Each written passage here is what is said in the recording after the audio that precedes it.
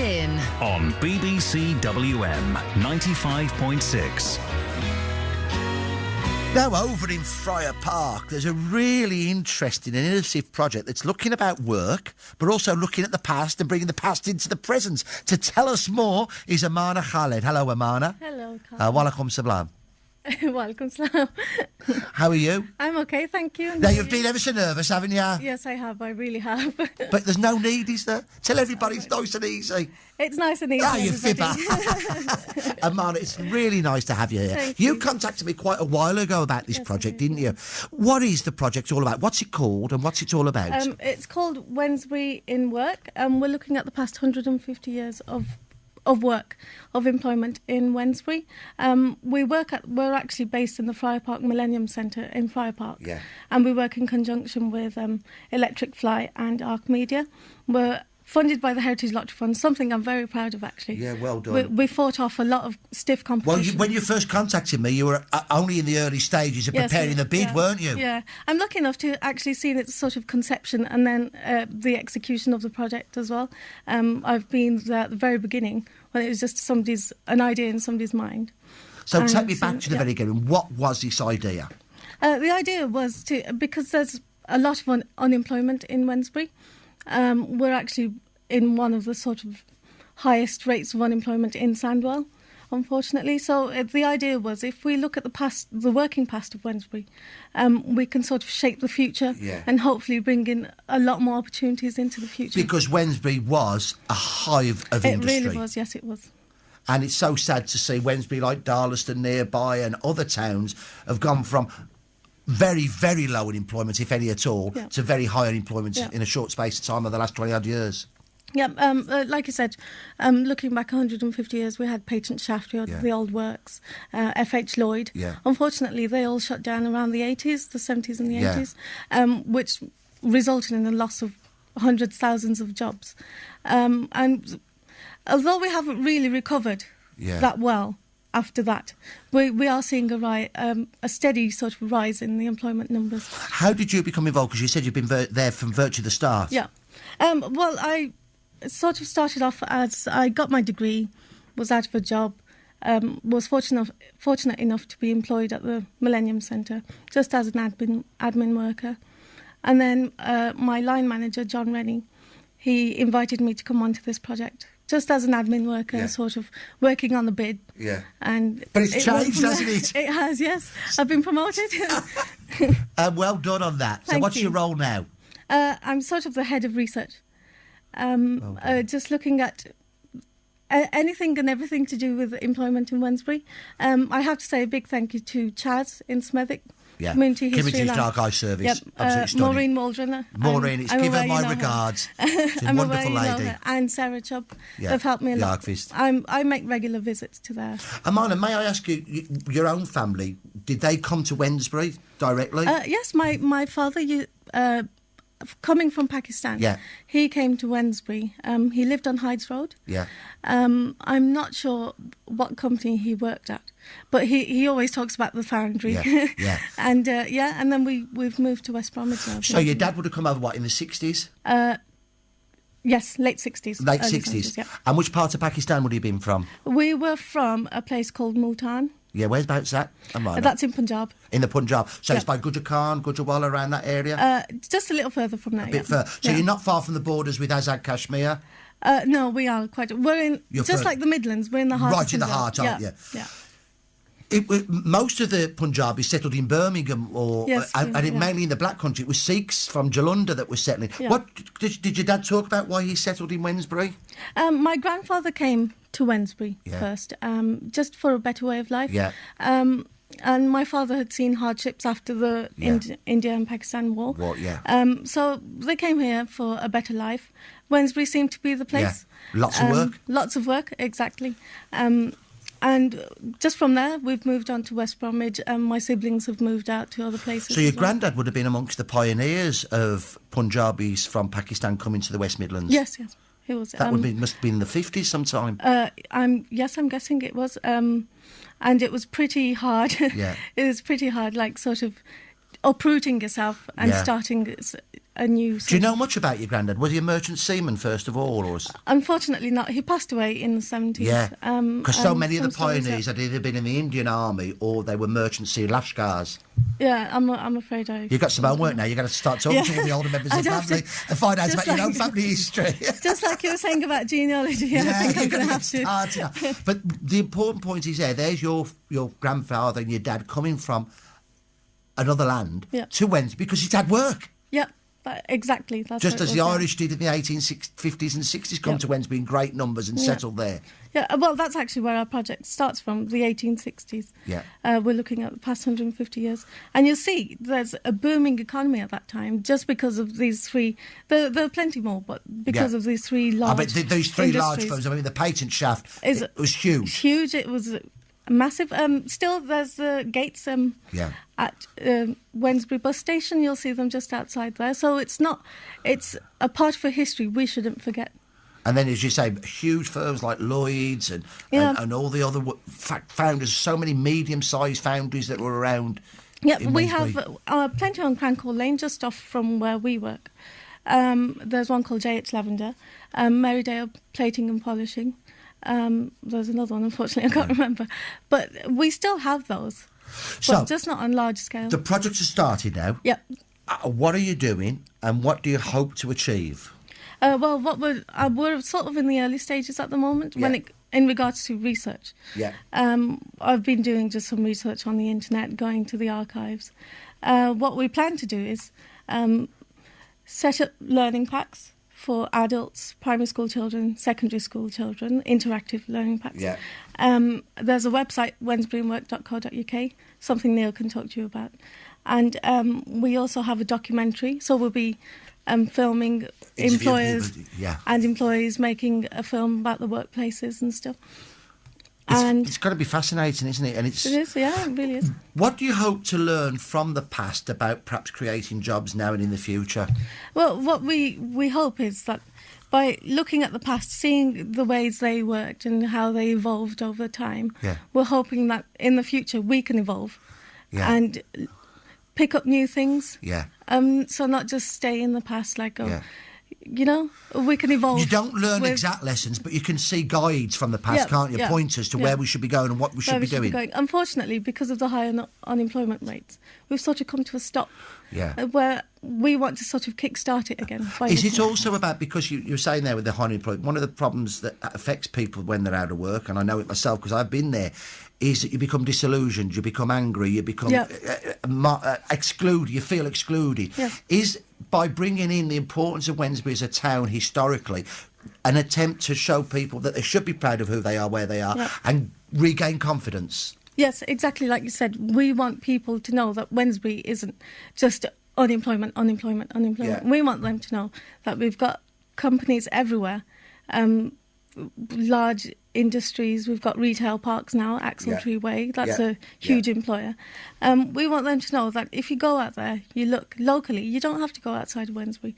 If you look at local places, hopefully you should be able to. And one of the big initiatives that Sandwell Council has done, which has been very, very important, is to find it locally. They're looking at, local companies buying from each other, investing with each other, supporting each other. I recently went to a breakfast club on Thursday, and that was the whole idea of networking between local companies, so you can work with each other, keep it local, if not keep it British at least.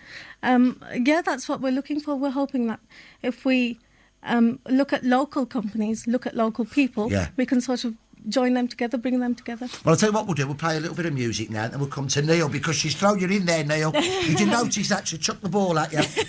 And you had to catch it or not there, didn't you, mate? Absolutely. Yeah. We'll play some music. Here's Simon and Garfunkel with a wonderful song called The Boxer. Then we'll come more and talk with Amana and Neil about Wednesbury in work. Making the past work today. Great, great slogan. Thank you.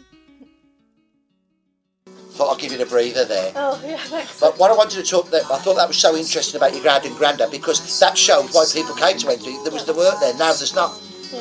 And it's about recreating that, isn't it? Yeah. Really well done. Thank you. I think we'll give a 9.5 out of 10, shall we, Neil? Oh, thank you. Really well done. Right, so back in a sec. Oh, wonderful song now, isn't it? Here we are, on BBCW, and we're talking about Wednesbury and work, making the past work today. We've heard from Amana Khaled about how important it is to look to the past, not for exact lessons, but to raise the profile of Wednesbury as a major industrial town that punched massively above its weight on the world stage, and to give young people particularly pride and confidence in where they come from. Neil Wilson, you're involved with the project. Tell me a little bit about your involvement, if you would. We've been working with the Millennium Centre for about 2-3 years now, helping all the new people coming in, training them, giving them a few skills to hopefully in multimedia that they can then go on and hopefully get jobs. That was what it was all based around. With the Heritage Lottery Fund coming in, we're now involved in collecting all this data that they're collecting and turn it into something that the ordinary person on the street would actually find interesting, rather than just cold hard data. So it's about engaging people with the material. Absolutely, yeah. It's presenting it in a way that's fun. We've going to basically present it 3 different ways. We're splitting it by age categories, so we're aiming at primary school children, senior school children, and adults. And we're going to take the data and formulate it in different ways to actually hit each target. That's a really interesting concept. So tell me a little bit more, expand that a bit, different ways. What do you mean by that? Well, for instance, younger children don't want to read all the text about what's going on. They just want to see the graphs, want to have a look at possible things that have happened, things that they can see by walking around Wednesbury. We'll have pictures and video that they can see, oh, that's how it used to look. And we do before and after for them. And then, obviously, you go to the other scale where you've got the adults might want to actually read in and find out a bit more depth. Yeah. It's an interesting concept, isn't it, Marna? How close are you all working together to say, well, yeah, what about this, or should we do this? We're working very closely with each other, actually, and that's what makes a great team, is when you're working, there's dynamic there. Yeah. We come up with an idea, say, oh, could you put this into this? And then Neil sort of makes it come to life. Really. You're the magician, are you, Neil? And Arc Media too. Unfortunately, nobody from Arc Media could come along with us, but they'll be behind the filming and the interviews and stuff. And we tell them sort of what we're looking for. They put in their own initiative as well, and we make something great. So you have to work closely with Arc Media as well, do you, Neil? Yes, we do, yeah. I mean, as I say, we've been working about 2 or 3 years now together, where Arc Media will go out and they'll get the film, they'll go and interview people. They are primarily a film unit, basically, and they make some really good films. And it's great when we get that footage because we don't have to do a lot to it. Because it's already perfectly formatted for us, kind of thing. What have you learnt from this project yourself so far? Just the fact that there are people, more than anything else, the fact that there are people like Amana out there who have got the drive and the will to go in and do this stuff. And it's kind of a journey that these people are taking, really. It's really nice to see. What about the learning process with regard to the history of Wednesbury? I mean, I've lived around Wednesbury all my life. I've been there played rugby for the Wednesbury Rugby Club for 26 years now, and you see people come and go, and there's a lot of industries that have come and gone. And you can see over the past 20 years the difference that has happened in Wednesbury, and us going back 150 years. I'm hoping that we're going to see a lot more kind of change and from one industry to another one. Thank you, Neil. And one of the things learning from the history of Mana is that, in the late 70s and 80s, Wednesbury went through a very bad depression, and a lot of the older trades closed down, but new ones emerged. And is that the kind of thing you're looking for as a kind of a flag to raise and say, we've done it once, we could do it again? Just like a phoenix, Wednesbury's. You see, like you said, Patent Shaft, F.H. Lloyd went, unfortunately, but you see a lot of industries, companies opening up around the 80s, 70s and 90s. They might not be as big a scale as they were, but they're definitely new hope for Wednesbury, and they've been going ever since then, up until now. And given that the motorway is so close to the M6, given the central location of Wednesbury, we've got to capitalise a lot more, not just for Wednesbury, but for Darlaston and Birmingham and all across the West Midlands on our location, haven't we? Yeah. Yeah, Wednesbury is a perfect place to work in. We just need that sort of drive behind it as well. I think we've sort of slowed down a bit just because we're hearing bad news everywhere. Unemployment. We're hoping to kickstart that drive again. So where are you now with the project, and where are you going next? Well, like I said, we're at the primary stages, but we're moving fast and we're moving forward. We're hoping to achieve the end product in about 18 months. Yeah. So we'll have a working website. That'll be up soon enough, won't it, Neil? We'll have Will be now, won't it, Neil? Yeah. It's actually up at the moment, so anybody who wants to give us information can go directly there and actually send us an email. And what's the address? It's wednesburyandwork.co.uk. Brilliant, wednesburyandwork.co.uk. Yeah. So what are you looking for from people of Wednesbury? What do you want from them?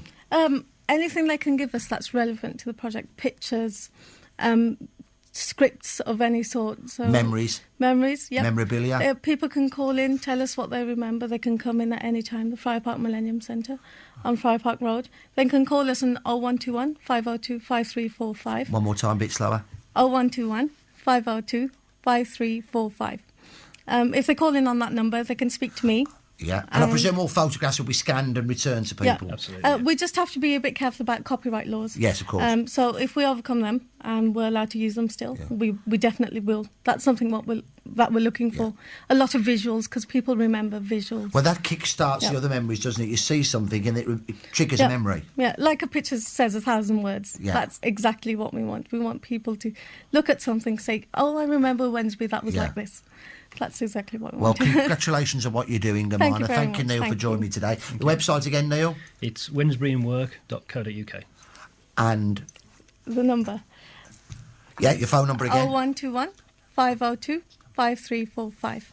And I wish you every success. Hopefully we'll get you back in again now you're not so nervous. Yeah, definitely. Perhaps it's been great. One of the people a couple of the people that have been involved in the project, giving you memories or photographs, and we can talk more with them as well about their lives. Yep, that would be great. Thank you. You're welcome. You're with Carl Chin on BBC W. Let's play a little bit of music, then we're going to be finding out about a tea dance that's taking place today. Here's Fats Domino.